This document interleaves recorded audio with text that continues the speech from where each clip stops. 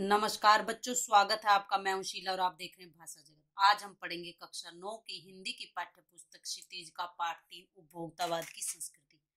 इसके लेखक हैं श्यामचंद्र दुबे जी। दुबे जी का जन्म सन 1922 में मध्य प्रदेश के बुंदेलखंड क्षेत्र में हुआ। उन्होंने नागपुर विश्वविद्यालय से मानव विज्ञान में पीएचडी की। वे भारत के अग्रणी समाज वैज्ञानिक रहे। समाज वैज्ञानिक का अर्थ होता है समाज का विश्लेषण करने वाले, समाज की अच्छाई बुराइयों का विश्लेषण करने वाले। उनका देहांत सन 1996 में हो गया। उन्होंने बहुत सारी पुस्तकें लिखी जो ज्यादातर समाज से ही संबंधित हैं। और जो ये निबंध है उपभोक्तावाद की संस्कृति, ये बाजार की गिरफ्त में आ रहे समाज की वास्तविकता को प्रस्तुत करता है। लेखक का मानना है कि हम विज्ञापन की चमक दमक के कारण वस्तुओं के पीछे भाग रहे हैं, हमारी निगाह गुणवत्ता पर नहीं है। अर्थात कि हम जो बाजार में जो चीजें हमें दिखाई देती है या विज्ञापन में हमें जो चीजें दिखाई देती है, हम उसके पीछे भाग रहे हैं। हम अंधे होके, लालची होकर उनके पीछे भाग रहे हैं, क्योंकि जो चीजें हमें एड्स में यानी विज्ञापन में दिखाई देती हैं वो चीजें हमें चाहिए होती हैं। चाहे उन चीजों की हमारे जीवन में उपयोगिता है नहीं है, हमें उससे कोई फर्क नहीं पड़ता। जैसा कि ये पाठ के नाम से ही स्पष्ट होता है, उपभोक्तावाद की संस्कृति। उपभोग का अर्थ होता है चीजों का ज्यादा से ज्यादा भोग करना, यूज करना। यानी हमारी आदत ये बन गई कि हमें बहुत सारी चीजें चाहिए और उन सभी चीजों का हमें उपभोग करना है, यानी उन चीजों का इस्तेमाल करना है। और यही हमारी संस्कृति बन गई है, हमारा कल्चर यही बन गया है। तो ये पाठ में लेखक ने यही सब बताने की कोशिश की कि किस तरह से हम अपने लक्ष्यों से भ्रमित हो जा रहे हैं और हम बस उपभोग करने के पीछे भाग रहे हैं कि हमें चीजों ज्यादा से ज्यादा चीजें चाहिए और उनका फिर हमें ज्यादा से ज्यादा इस्तेमाल करना है। तो चलिए अभी पाठ शुरू करते हैं। लेखक कह रहे हैं कि धीरे धीरे सब बदल रहा है। एक नई जीवन शैली अपना वर्चस्व स्थापित कर रही है। जीवन शैली का अर्थ होता है जीवन जीने का तरीका, और वर्चस्व अर्थात प्रधानता। और उसके साथ आ रहा एक नया जीवन दर्शन, उपभोक्तावाद का दर्शन। जीवन दर्शन का अर्थ होता है जीवन देखने का नजरिया, जीवन जीने का नजरिया क्या होता है, हमारे सिद्धांत क्या है। तो हमारा जो जीवन देख जीने का जो नजरिया है, देखने का जो तरीका है, वो क्या सिर्फ चीजों का उपभोग करने का हो गया है। चारों तरफ उत्पादन बढ़ रहा है, यानी बड़ी बड़ी हर रोज नई नई कंपनियां, नई नई फैक्ट्रियां स्थापित हो रही हैं और वो उत्पादन बढ़ा रही हैं। वो क्यों बढ़ा रही हैं? क्योंकि वो आपके भोग के लिए, आपके सुख के लिए। आज सुख की व्याख्या ही बदल गई है, क्योंकि चीजों का ज्यादा से ज्यादा भोग करना ही सुख हो गया है। पर इन सब चीजों में एक सूक्ष्म अर्थात एक छोटा सा बदलाव आया है। और वो क्या है कि उत्पाद तो आपके लिए हैं, पर आप भूल जाते हैं कि जाने अनजाने आज के माहौल में आपका चरित्र बदल रहा है। अर्थात आप उस उत्पाद को समर्पित होते जा रहे हैं, आदी होते जा रहे हैं आप चीजों के। आपसे रहा ही नहीं जाता अब इन सब चीजों के। एक मोबाइल फोन का एक छोटा सा उदाहरण ले लीजिए। मोबाइल फोन पहले किस लिए आया था? कि हम बात कर सके किसी से। पर जब से नए नए फीचर उसमें जुड़ने शुरू हुए हैं, तब से हम एक सेकंड भी मोबाइल के बगैर नहीं रहते। सोते हैं तो मोबाइल पास में रखते हैं और उठते हैं तो भी हमें उठते ही मोबाइल देखना होता है। तो जो ये विलासिता की सामग्रियां हैं, यानी हमारे सुख के लिए जो सामग्रियों से बाजार भरा पड़ा है, वो आपको लुभाने के लिए हर वक्त कोशिश करते रहते हैं। जो ये कंपनियां हैं वो निरंतर लगी रहती हैं कि अपने ग्राहकों को लुभाएं और अपना सामान उन्हें बेचें। दैनिक जीवन में काम आने वाली वस्तुएं ले लीजिए, यानी जो रोजमर्रा की चीजें वही ले लीजिए। टूथपेस्ट ले लीजिए, कई तरह के विज्ञापन दिखाए जाते हैं टूथपेस्ट पेस्ट के भी। जैसे दांतों को कोई मोती जैसा चमकीला बनाता है, कोई आपके मुंह की दुर्गंध को हटाता है, कोई मसूड़ों को मजबूत करता है, किसी में बबूल या नीम के गुण भरे पड़े हैं, कोई ऋषि मुनियों द्वारा स्वीकृत है। मतलब अनेक तरह की विज्ञापन आते हैं। और यदि आपने पेस्ट अच्छा ले लिया तो फिर ब्रश भी अच्छा होना चाहिए। रंग, आकार, बनावट, पूंछ और सफाई की क्षमता में अलग अलग। कई विज्ञापन में आपने देखा होगा कि बोलते हैं कि ये इतना फ्लेक्सिबल कि आपके मुंह के कोने कोने तक जाए।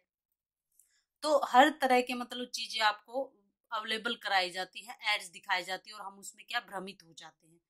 तो जब आपने मान लिया पेस्ट अच्छा ले लिया, ब्रश अच्छा ले लिया, अब मुंह के जो दुर्गंध है उसको भगाने के लिए माउथ वॉश चाहिए। सूची लंबी होती जाती है और इतनी जो चीजें हैं उनका बिल भी फिर बड़ा ही हो जाएगा। क्योंकि आप लोगों को या हम लोगों को क्या आदत पड़ चुकी कि बहुविज्ञापित अर्थात जिनको बहुत ज्यादा, जिनका विज्ञापन किया जाता है, एड्स दी जाती है, वो और ब्रांडेड चीजें चाहिए। हमें ब्रांड से नीचे कुछ सूट ही नहीं करता। अब ये तो रोजमर्रा की चीजें थी। अब ले लीजिए सौंदर्य प्रसाधन। सौंदर्य प्रसाधन क्या होता है? मेकअप का सामान। और मेकअप के सामान में हर रोज नई नई चीजें जुड़ती जाती, हर महीने नए नए उत्पाद आते हैं। साबुन को ही ले लीजिए, एक में हल्की खुशबू है, दूसरे में तेज है, एक दिन भर शरीर को तरोताजा करती है। मतलब हर तरह से आप लोगों को लुभाने की कोशिश की जाती है, कोई जर्म्स को हटाती है। मतलब बताया जाता है कि सिने स्टार यानी फिल्म स्टार के सौंदर्य का रहस्य है ये साबुन, और ये बहुत महंगी भी आती है, पर आपके सौंदर्य को ये निखार ला देंगी। और जो सम्राट महिलाएं होती हैं, यानी जो बड़े बड़े घरों की औरतें होती हैं, उनके ड्रेसिंग टेबल पर तो 30-30 हजार के जो सौंदर्य सामग्री है, मेकअप का सामान, वो होना मामूली सी बात है। उनका जो परफ्यूम है वो पेरिस से आता है, और जितना उस परफ्यूम का कीमत नहीं होती, उससे ज्यादा खर्चा तो उसको मंगाने में ही लग जाता है। और ये चीजें क्यों हैं? ये उनकी प्रतिष्ठा का चिन्ह है, यानी ये उनका वो दिखाता है, हैसियत दिखाता है समाज में।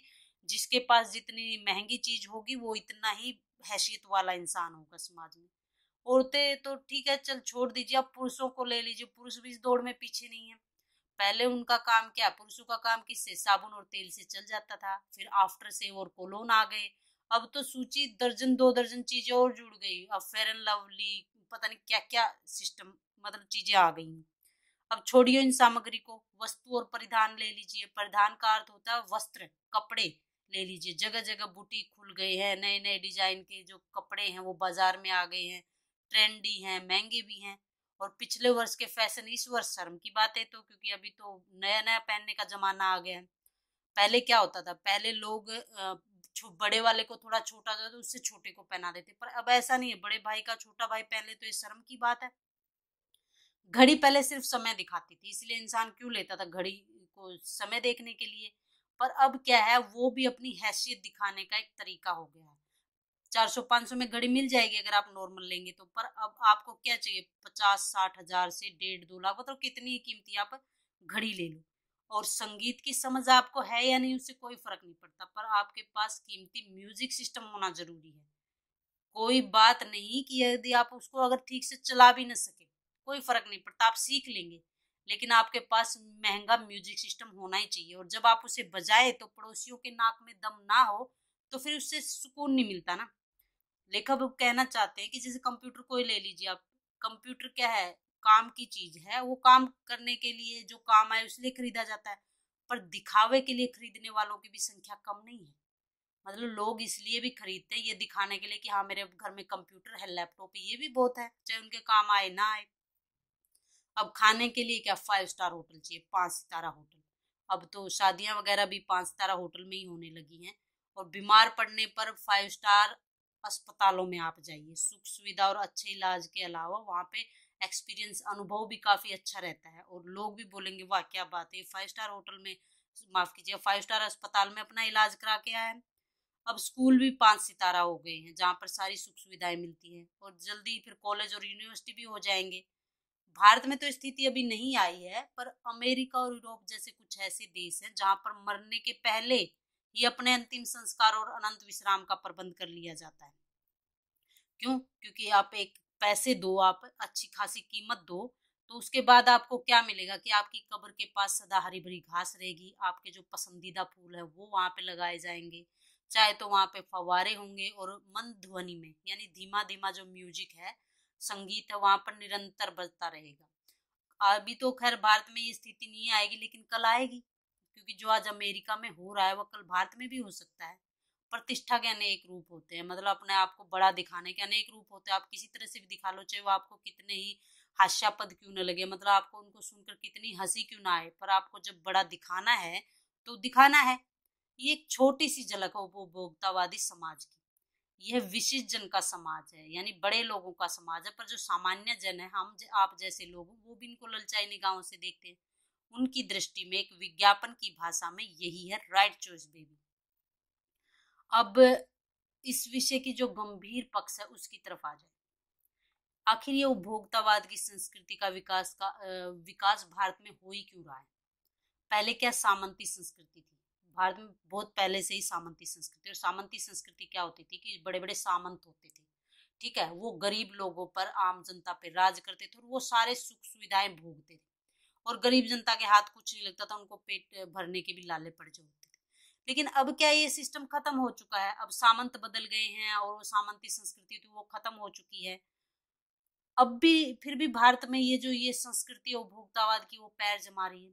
हम कितनी ही अपनी सांस्कृतिक अस्मिता की बात करें, सांस्कृतिक अस्मिता का मतलब होता है कि संस्कृति की पहचान की, यानी हमारी संस्कृति ये है वो है, ये कितनी बातें कर ले, लेकिन हमारी जो परंपराएं हैं पुरानी, उनका मूल्य घट रहा है और आस्थाएं जो थी उनका क्षरण हो रहा है, क्षरण अर्थात नाश हो रहा है।